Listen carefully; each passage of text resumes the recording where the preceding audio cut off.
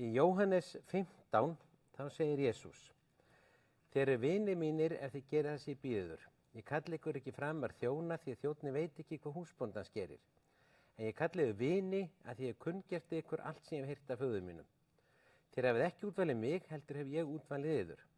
Ég hef ákvarðað yður til að fara og bera ávöxt sem varir við, svo faðirinn veiti yður sér hvað það sem þið biðjið hann í mínu nafni. Þetta biðjið yður að þér elskið hvert annað. Það sem er dálítið sérstakt við þetta vers, það er það að Jesús er að fara frá þeim. Og hann segir við á í leiðinni: ég ætla að vera vinur ykkar. En við hittumst ekki aftur, sko.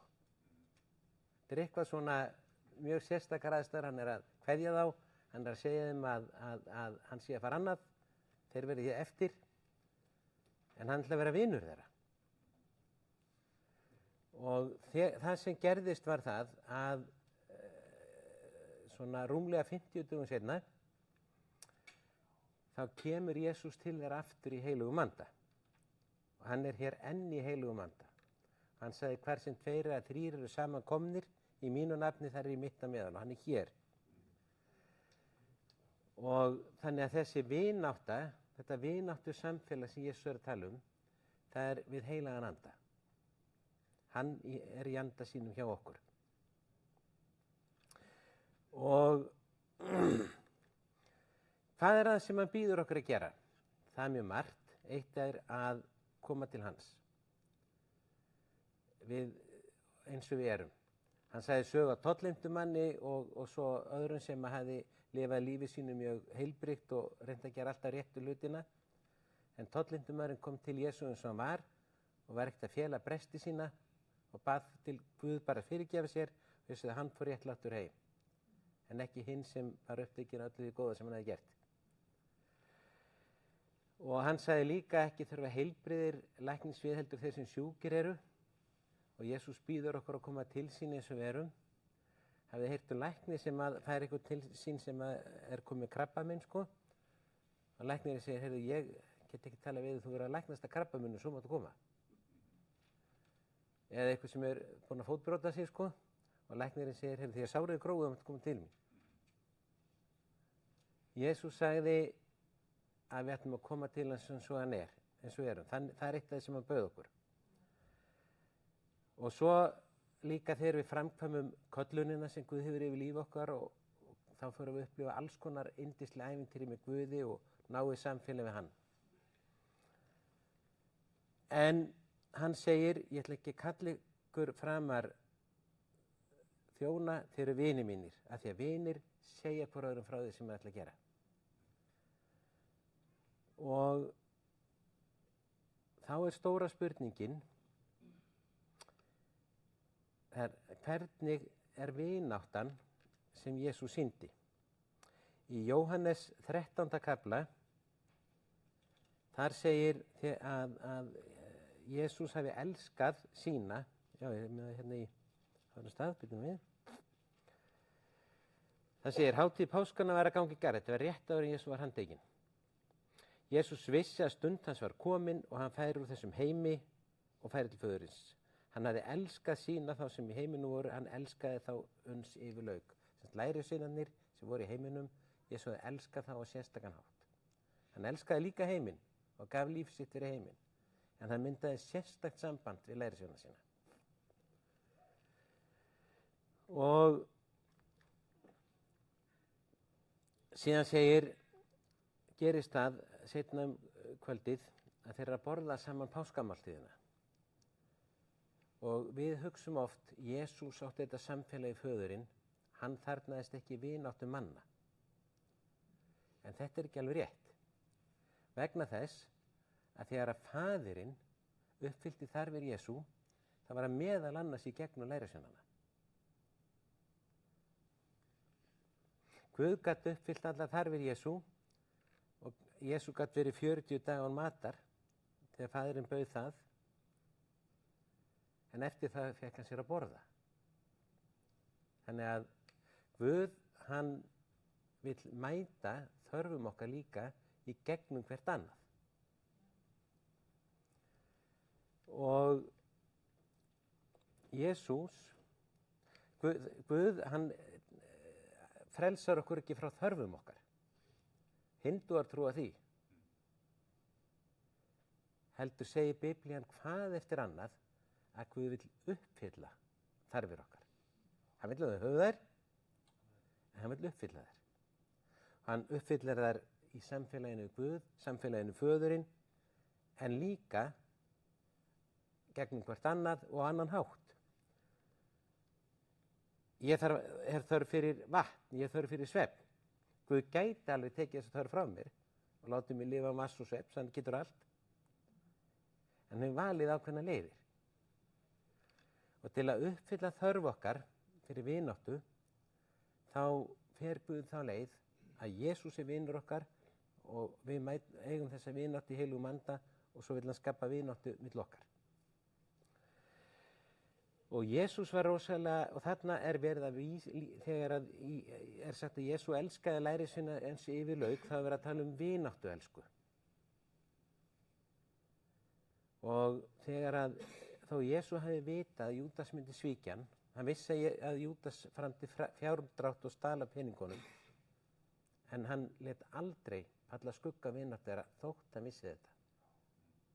Hann vissi að hann myndi svíkja hann, en hann sýndi honum sömu vináttu öllum hinum og elskaði hann alveg eins yfir lauk.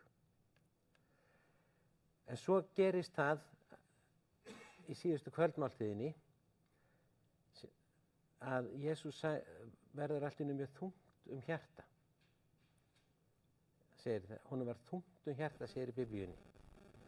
Hann sagði beinum orðum, sannlega, sannlega segi ykkur, einn af yður mun svíkja mig. Þetta var ekki auðvelt fyrir Jesú. Jesú var ekki svona einhver sterkur náungi og ég er í samfélagi Föðurinn og ég er bara ósnortinn og öllu öðru. Ekki til að áhrif á mig. Hann var vinur læri sinna, þeir voru vinir hans og hann var mjög þungt hjarta þegar að sagði þetta.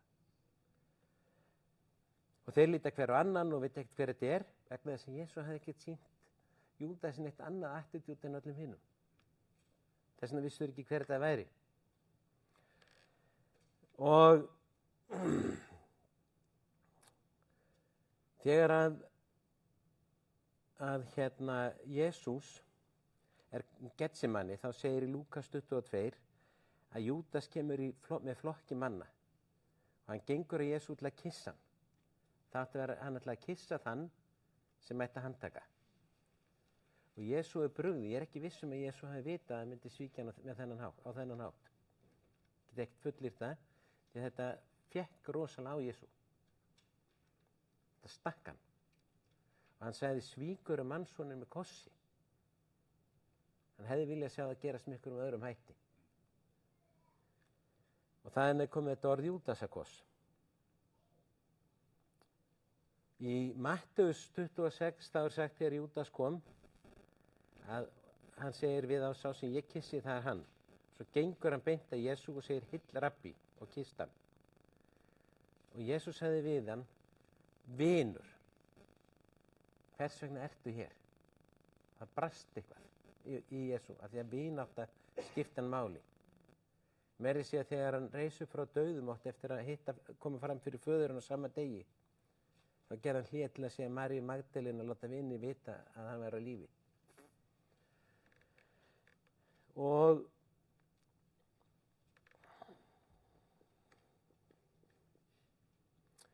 Jesú vil deila lífi sínu með okkur. Og en það er eitt sem og það er mjög mikilvægt að við vitum að þegar við tengjumst hvert öðru, þá byrja hlutirnir að gerast. Þá sjáum við vakningu Guðs verða. Þegar Guðs andi fara að tengja okkur saman. Gyðingar sem eru Guð setti þá þjóð á stofn með lögmálinu.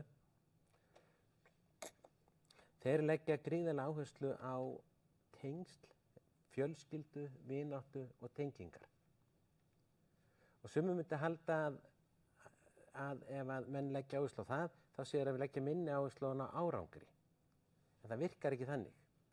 Þegar við leggjum áherslu á vináttu, tengsl, fjölskyldu og samfélag, þá eykst árangurinn. Og það er ekki tilviljun að gyðingar sem eru 0,2% af veröldinni eru með 20% Nóbelsverðlauna. Þeir eru með, skal ég segja ykkur, stóran hlut í fjármálakerfi heimsins.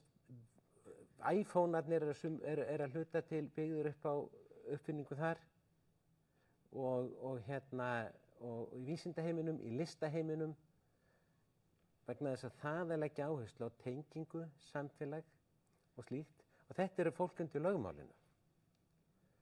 En við erum undir náðinni, við erum undir nýja sáttmálanum sem er sterkari en sá gamli, og ef við tengjumst og búum til tengingar, þá byrja hlutirnir að gerast. Því að við skulum ekki gleyma því að Jesú kom ekki hingað til jarðarinnar til að búa bara til einhverja sterka einstaklinga sem verða að gera stóra hluti.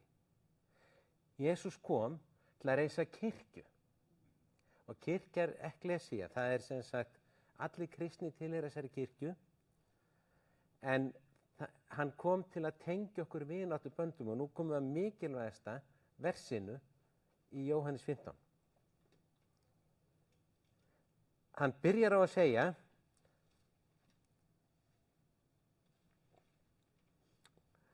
þér eru vinir mínir ef þið gerið það sem ég býð ykkur.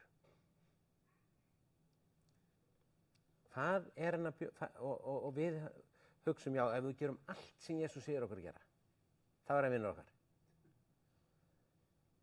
En hann er að tala um eitt ákveðið atriði.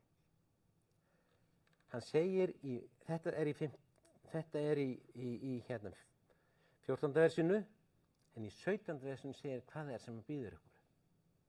Hann segir, þetta býð ég yður að þér elskið hvert annað. Já, við höfum að fórna okkur fyrir hvert annað. Í þessum kafla og 13. kaflanum er verið að tala um vináttuna. Guð ætlar að tengja hina kristnu saman. Hann segir að við séum einn líkami. Og það er að koma vakning. Og í þessari vakningu, þá mun Guð reisa kirkju sína sem aldrei fyrr. Reisa tengingar sem aldrei fyrr. Og reisa vináttu sem aldrei fyrr, og kærleika milli kristina sem aldrei fyrr. Vissulega er til kærleiku þar sem við fórnum okkur fyrir þá sem við þekkjum ekki. Jesús fórnaði lífi sínu fyrir allan heiminn, en þarna er hann að tala um vináttutengslin. Við höfum að vera vinir og tengd hvert öðru eins og hann tengdist lærisveini sínum.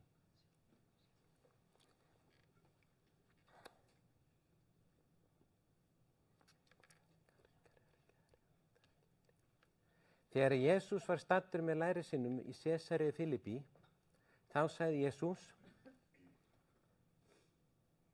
á þessum kletti mun ég reisa kirkju mína, og hlið heljar verði henni ekki yfirsterkari. Hún ræðst á hlið heljar og brýtur þau á bak aftur.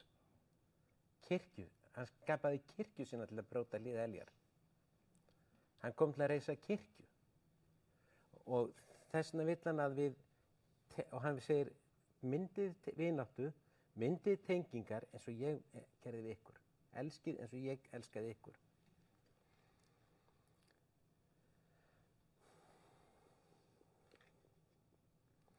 Ég veit að í þeirri vakningu sem núna er framundan, þar verður sérstök vakning þar sem við tengjumst og verndum hvort annað, tölum líf hvers annars, uppfyllum þarfir hvers annars, andlegar sem veraldlegar, og kirkjan verður sterkur hér og saman munum við brjóta vígi.